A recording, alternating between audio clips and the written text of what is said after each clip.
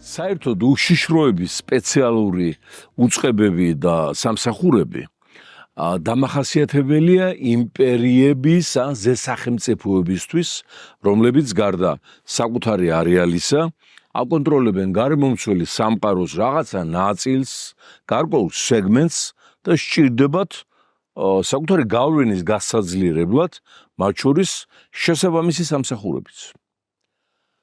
ჩვენისთანა პატარა ქვეყნებს ასეთი უწყებები ცალკე გამოყოფილი და რაღაცა რო გახედავთ ცერეულ შენობას გავს იმ ვაჟა-ფშაველაძე, ასეთი რამ არ შეიძლება კონდეს. ხოლო თუ ექნება, მოხდება ის, რაც ჩვენთან გამოკვეთილი აშკარად. ეს არა პოლიტიკური პოლიცია. მისი მიზანი არა ქვეყნის უსაფრთხოების დაცვა, არა წინასწარ იმის შეტყობა, რა დივერსიები იგეგმება ქვეყნის წინააღმდეგ მოსკოვში, სხვა ქვეყნებში, როდის აპირებენ შეღობვას ოკუპანტები ქართლის ტერიტორიაზე, ან ენგურის გასწვრივ, სად იმყოფება ამ წუთში 82-ას მკვლელი, რომელმაც დაკლა ეს ბიჭი პირდაპირ ჩვენს კონტროლირებად ტერიტორიაზე, სად იმყოფება ახლა და რატო არ მუშაობს ჯგუფი მის ჩამოსათრევად და დასასამართლებლად. მუშაობენ არა იმაზე, რომ ინფორმატორების ქსელი შექმნან საზღვარგარეთ, რომლებიც მოგაზრდიან ინფორმაციას, რა არის დაგეგმილი საქართველოს წინააღმდეგ. არამედ მუშაობენ იმაზე, რას ველაპარაკებით ჩვენ ცოლ სახში, ეს მოისმინონ, სად ვგეგმავ წასვლას ხვალ ვის პანაშვიდზე და იქამდე გადავხედე, რომ ჩემი დის მეუღლე რო გარდაიცვალა, აი ეს პანაშვიდის გახდა უშიშროების მოხსენებებში სპეციალური თემა. თითქოს ახლა ის ცხონებული წამოხდებოდა და რევოლუციისკენ გაუძღვებოდა ხალხს ჩემი მონაწილეობით. აღარ არის საუბარი იმაზე, რომ უშიშროების აღნიშნული სტრუქტურა გადაიქცა ცენტრალურ საარჩევნო კომისიად. ხოლო ცენტრალურ საარჩევნო კომისია ამ უწყების ბუტაფორიად.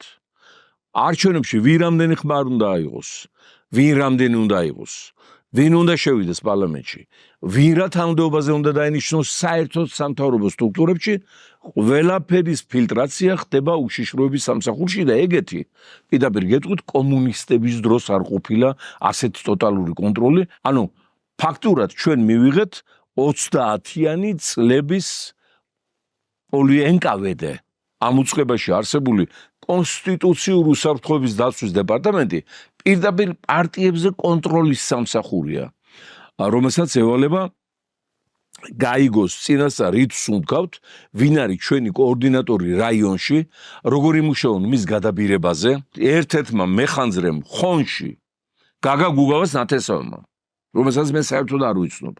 ლაიქი გააკეთა ჩემი დაბადების დღის მილოცვაზე. გამოვიძახა თავისმა უფროსმა. ტყავი გააძრო იმ ლაიქისათვის. იმიტომ რომ უშიშრობიდან დაურეკეს და უთხრეს, რომ შენი თანამშრომელი ოპოზიციის მომხრეა. მთელი უშიშროების სამსახური ჩვენი დაკავებულია იმათ, რომ ქვეყანაში არ განვითარდეს მრავალპარტიული, პლურალისტული, მრავალხმიანი სისტემა, ანუ ქართული პოლიტიკური მრავალჟამერი არ შედგეს და ყველაფერი იყოს გაკონტროლებული ჩეკისტურ, ეჟოვშინურ, იაგოდისეულ და უფრო მეცად გეტყვით, მეფის რუსეთის ახრანკის დონეზე. როგორ გავს დღევანდელ ამათ კონტროლს, მათ შორის სამღვდელოებაზე.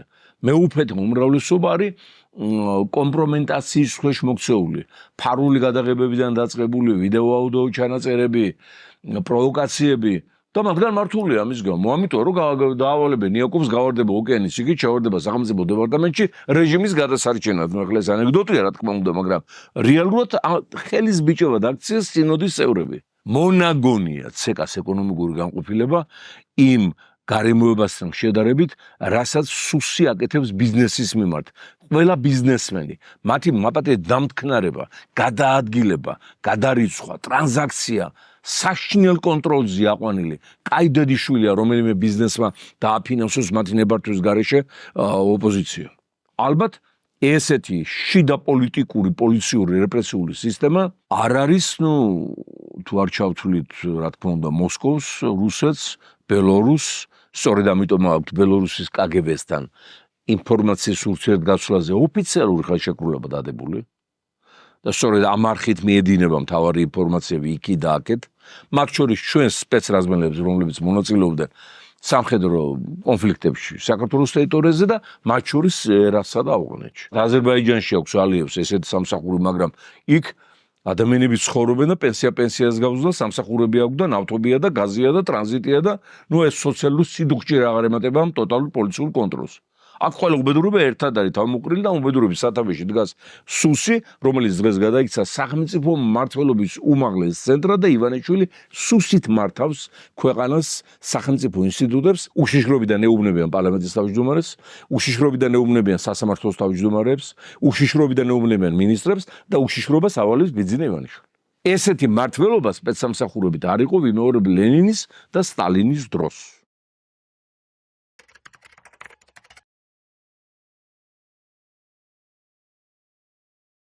ეს ორგანო არ უნდა არსებობდეს. სუსი და უშიშრობა სჭირდება იმპერიებს ან იმ ქვეყნებს, ვისაც აქვს საზღვარგარეთ თავისი გავლენის გავრცელების პრეტენზია და ჩვენი გავლენა ვერ გაგვირცელებია საქართველოს ძირძველ ჯავის რაიონში, ცხინვალში, ახალქორში, აგერ ყურისძირში, გალში, ოჩამჩირეში და გაგრაში, ის რაც ჩვენი იქ ვერ გაგვირცელებია, რისთვის გვინდა სუსი?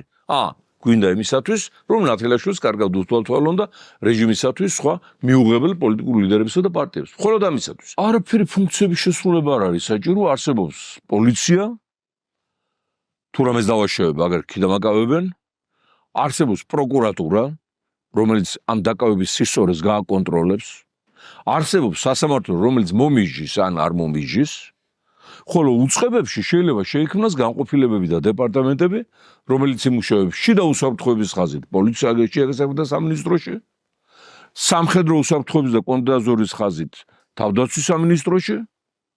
დამთავრებულია, რა გვინდა მეტი? იაპონიას არ აქვს თავდაცვის სამინისტრო. მსოფლიოს 7 ეკონომიკიდან ერთ-ერთ უძლიერეს ფიგურანტს, უზარმაზარ კონგლომერატს და ცივილიზაციას თავდაცვის სამინისტრო იაპონიას არ აქვს. რომელიც სხვათა შორის თავის დროზე იყო დამპყრობელი ნახევარი ჩინეთის და მონღოლეთამდე მოვიდა მანჯურიაში. ჩვენ რა გვინდა უშიშროების სამსახური იქნება მათ შევენოთ ამათი დაჭერილი ერთი აგენტი ხალხო. ერთი აგენტი ან ჩვენი მოქალაქე, ან უცხოეთიდან შემოგზავნილი ჯაშუში. მათ შევენოთ მის მიმართ გამოტანილი განაჩენი და დავრწმუნდები სადგანგონილად ცალკე იმპერიის შექმნა, სპეცსამსახურული იმპერიის შექმნა იმისათვის, რომ ყველა და ყველაფერი კონტროლდებოდეს. ჩვენთან დემოკრატია არ დამყარდება, სანამ საბჭოთა კავშირი ფუნქციონირებს. და საბჭოთა კავშირი საქართველოში იქნება მანამ, სანამ უშიშროების სამსახური წარმოადგენს დამოუკიდებელ უწყებას, ან სამინისტროს, ან დეპარტამენტს, ან აი ასეთ სუპერ უფლებების მქონე მოვლენას. როდესაც ის იქნება გაუქმებული, მერე დაიწყება მრავალპარტიული სისტემის დამყარება, დემოკრატიის წინსვლა, ქვეყანა მოისუნთქებს თავისუფლად და სუსის თანამშრომლების, რომლებშიც დარწმუნებული ბევრი კარგი ოპერატიული მუშაკია, გადაენაცვლებენ შესაბამის სამართალდამცავ და ძალოვან სტრუქტურებში, აი ამ თავისი ანალიტიკური მუშაობის ფორმატის შესაბამისად, ოღონდ უკვე იქ საქმიანობა იქნება ქვეყნის უსაფრთხოების პრობლემატიკაზე და არა პოლიტიკური პარტიების, ოპოზიციის და პოლიტიკური ლიდერების კონტროლზე. ახლა ვიმეორებ, შეიძლება ერთ მაპატე დაცემინებაზე, დაცყიკინებაზე გახსნან დოსიე და თქვა, რომ დააცყიკინე სოლოლაგის მიმართულებით, სადაც ბიძინა ივანიშვილის ეძინა სტაფილო წვენდალეულის ჟამს.